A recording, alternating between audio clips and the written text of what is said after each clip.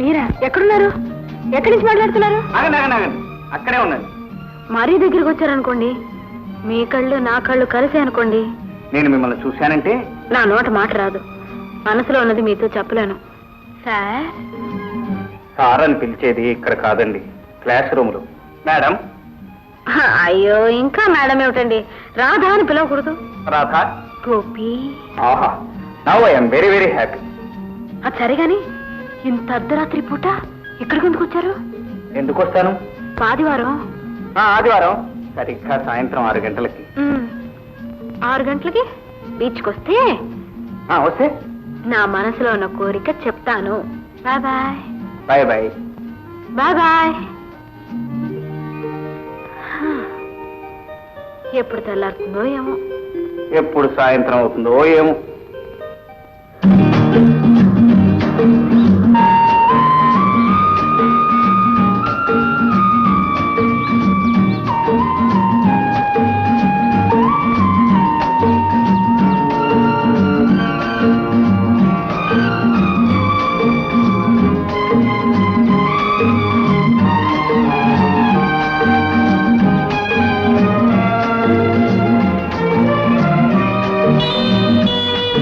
మనసులో ఉన్న మాట చెప్తానని మౌనంగా ఉంటే ఎలా?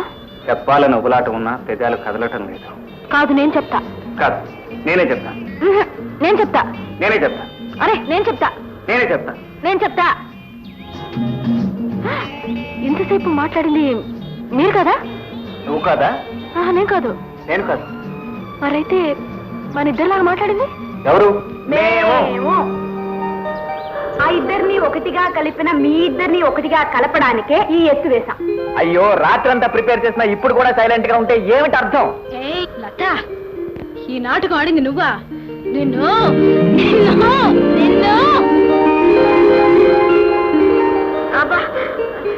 పడ్డవాళ్ళు ఎప్పుడు చెడ్డవాళ్ళు కాదు, లేదా?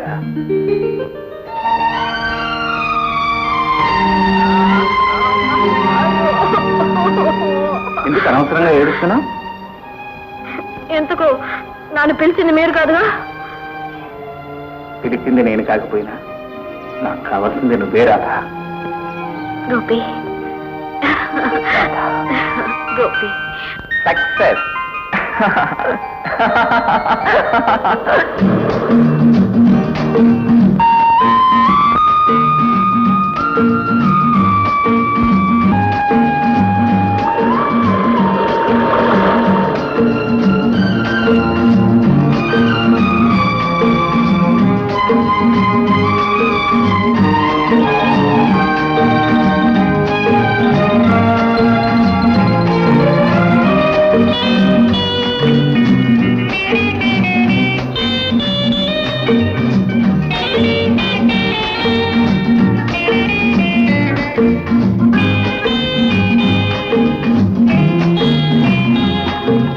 చేతిలో వెన్నమ్ముద్ద చెంగల్వా పూజండ.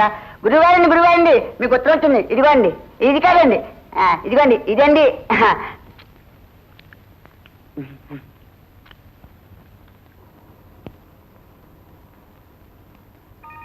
చిరంజీవి గోపి, నీ నాన్న ఆశీర్వదించి రాయినది. జీవితానికి కావలసింది డబ్బు కాదు, మనసు ముఖ్యం అని తెలుసుకున్నాను. కానీ ఆ నిజాన్ని తెలుసుకోవటానికి నేను చాలా పోగొట్టుకోవాల్సి వచ్చింది.